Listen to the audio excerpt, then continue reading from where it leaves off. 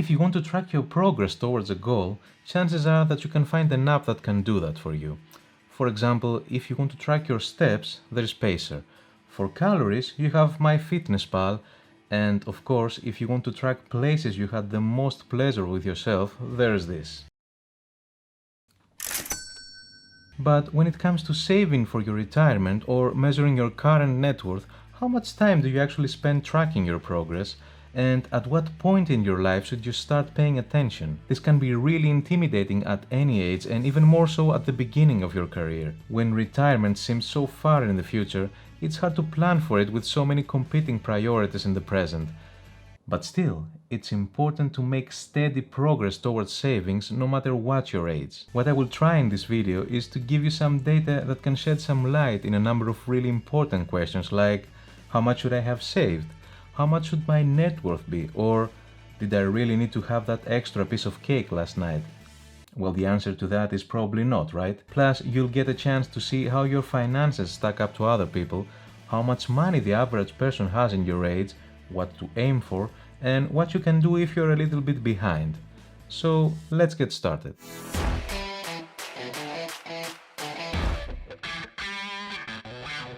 Hey, my name is Thanos, I hope you're doing well and welcome back to yet another video. So before we go to the different age categories, first we have to start with the basics, and that is how to calculate your net worth, which is actually pretty simple. Because first you add up all of your assets, like the money in your bank account, your stock portfolio, your home value, and all those unopened action figures in the basement. When you have that number, you're gonna take away your liabilities, which are things like loans, mortgages, credit card debt, and basically any money that you own. Okay, I will rephrase, any money that you own and have to give back. Sorry, James. And there you have your actual net worth. According to the Federal Reserve data, the average American family has a $750,000 net worth. And don't get discouraged by that number since it's a bit biased by, these people. The median net worth, however, tells a very different story. Calculated this way, the typical American family has a net worth of $120,000. The median or middle value in a set of numbers is less sensitive to outliers, so may be a more accurate representation of a typical family. Moreover, data shows that net worth varies across age, race, location, and education level. In order to get control of your finances, it's vital to understand where your net worth should be at any age. To do that, you can compare the average net worth of other Americans in your age group, figure out where you want your net worth to be by the time you retire, and calculate if you are on track to meet your goals. Okay, let's start with the 20s. If you're in the negatives, you're normal. I mean, what did you expect? Come on, you had so much fun in your life at that age. Don't be greedy. In fact, the Federal Reserve Board survey of consumer finances doesn't even release specific data for this age bracket. In our 20s, most of us simply aren't going to have much net worth to measure. Once you factor in the massive amounts of student loan debt and relatively low earnings fresh out of school, breaking even would be way ahead of schedule to reach your ultimate financial goals. According to the College Investor, at age 22, the average net worth was minus $38,000. So if your net worth looks anything like this, listen very carefully because I have the perfect solution for you.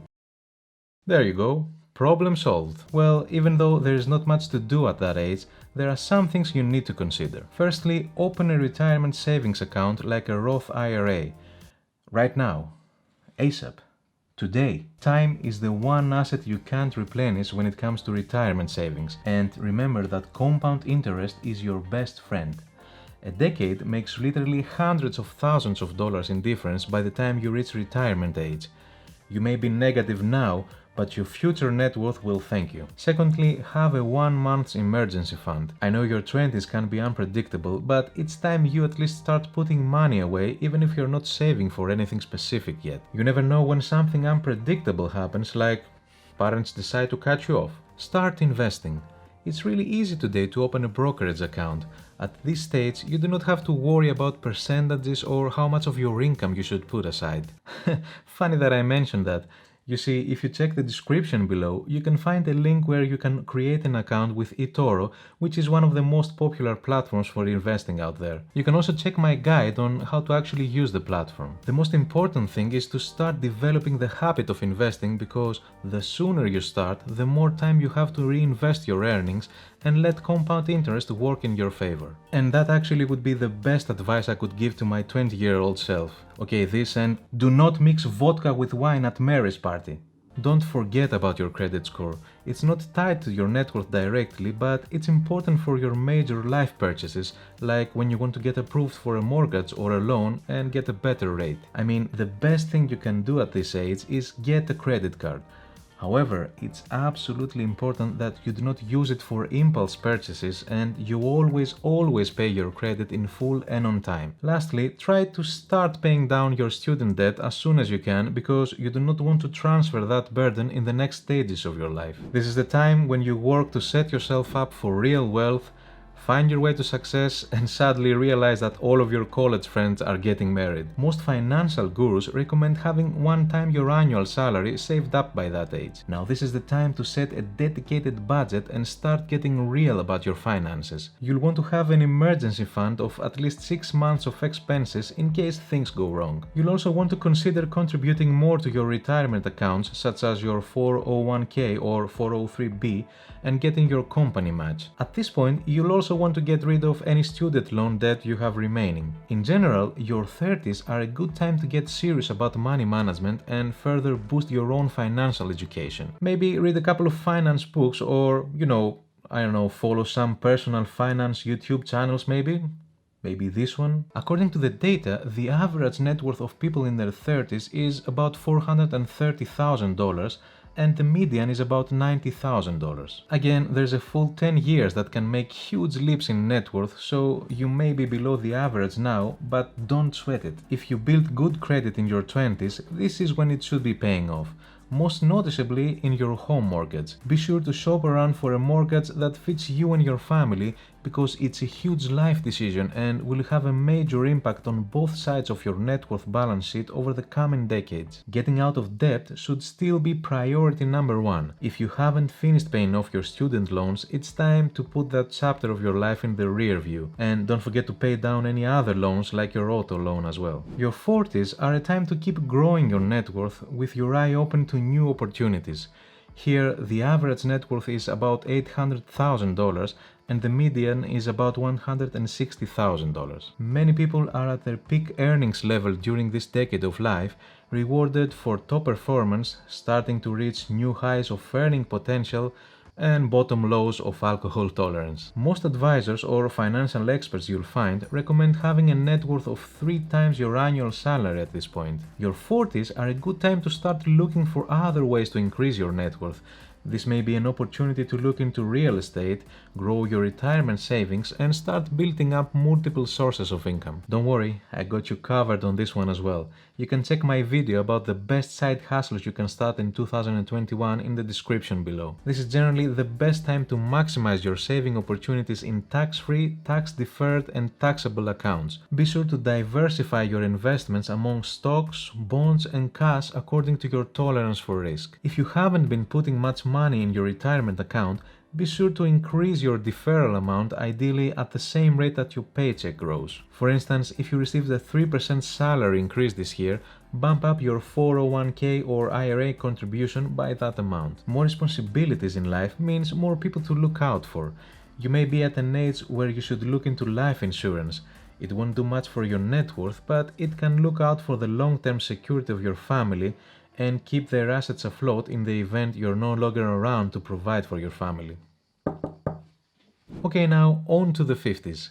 The average net worth for this stage is around $1 million, while the median net worth is around $200,000. At this age, you should have saved 6 times your annual salary and have a good list of weird stories to tell younger people regarding what you were doing at their age. If you're near the top of your earning potential in your career, you should definitely be maxing out your 401k and IRA contribution limits as well. However, you should also start to consider protecting your assets further.